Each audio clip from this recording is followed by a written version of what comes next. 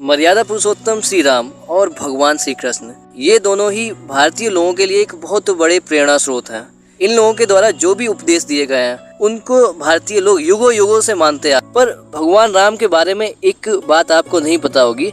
भगवान श्री राम श्रेष्ठ मानव थे, इसलिए उनको भगवान के रूप में माना गया, पर वो पूर्ण भगवान नहीं थे। मर्यादा पुरुषोत्तम श्री राम ने अपने पूरे जीवन काल में मर्यादा का पालन किया था, इसीलिए उन्हें मर्यादा पुरुषोत्तम श्री राम बोलते हैं। कोई भी चमत्कार नहीं किया, उन्होंने सारी चीजें विधि विधान से एक नॉर्मल इंसान की तरह उन्होंने काम किया। जैसे कि एक आम इंसान का जीवन होता है, उसके जीवन में क्या क्या कठिनाई आती हैं, ठीक वैसे ही उन्होंने अपने जीवन को व्यतीत किया। ठीक इसके विपरीत अगर हम भगवान श्री कृष्ण की बात करते हैं तो श्री कृष्ण ने बीच युद्ध के दौरान, कुरुक्षेत्र के युद्ध के दौरान उन्होंने ताल ठोक के बोला था कि मैं ही भगवान हूँ। अर्जुन से बोला था, हे पार्थ मैं ही भगवान हूँ। और श्री कृष्ण के द्वारा कई तरीके के आपको चमत्कार किए हुए भी दिखाई देंगे। महाभारत के युद्ध में भी और उनके जीवन काल में उन्होंने भी कई चमत्कार किए थे, जिससे कि ये प्रूव होता है कि हाँ, श्री कृष्ण पूर्ण रूप से भगवान थे।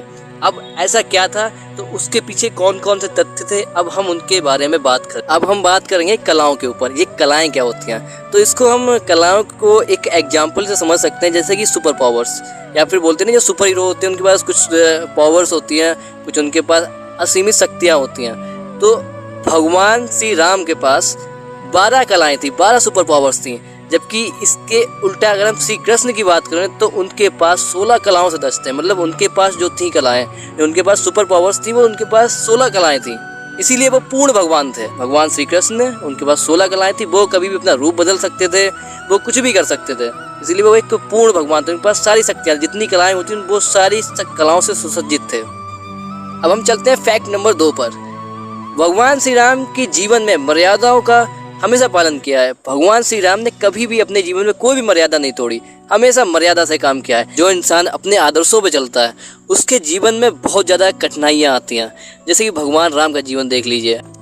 जो भगवान कृष्ण है वो बहुत ही राजनीतिक अवतार हैं, वो मर्यादाओं में नहीं रहते, वो राजनीतिक अवतार हैं। उन्हें कहाँ पे मर्यादा तोड़नी है, कहाँ पे झूठ बोल के काम करना है, कहाँ पे कैसे, उन्हें अपना बस युद्ध को जीतना है। श्री कृष्ण के अनुसार अगर परिस्थिति खराब है तो उस टाइम पे युद्ध छोड़कर भागने में कोई दिक्कत नहीं है, क्योंकि जान बचेगी तो आप दोबारा युद्ध लड़ लोगे। और श्री कृष्ण ने जरासंध के युद्ध में यही किया था। जब उन्हें पता था कि अभी इसका टाइम नहीं है, अभी इसको नहीं मारना है, क्योंकि इसको तो भीम मारेंगे, तो उस युद्ध के दौरान श्री कृष्ण युद्ध छोड़कर भाग गए थे, पीठ दिखाकर भाग गए थे। पर भगवान राम ने कभी ऐसा नहीं किया, क्योंकि वो मर्यादा पुरुषोत्तम श्री राम है, वो मर्यादाओं में पालन करते हैं, उन्होंने कभी पीठ नहीं दिखाई। पर श्री कृष्ण क्या बोलते हैं कि जैसा सामने वाला योद्धा चाल चल रहा है आप उसको उसी की चाल से हराइए। अगर कोई सत्य की मार्ग पर चल रहा है तो उसके सत्य से युद्ध कीजिए, और कोई अगर छल कपट प्रपंच कर रहा है तो उसे प्रपंच से युद्ध कीजिए। और जब महाभारत का युद्ध हुआ था, तो अब जब द्रोणाचार्य का वध कैसे हो, तो उन्होंने एक नई तरकीब निकाली। उन्होंने बोला कि अश्वत्थामा मारा गया, ये उन्होंने प्रस्ताव भीम को दिया था। और इसी वजह से जब ये झूठी अफवाह फैलाई गई तो द्रोणाचार्य ने अपने शस्त्र रख दिए, जिससे कि उनकी मृत्यु हुई।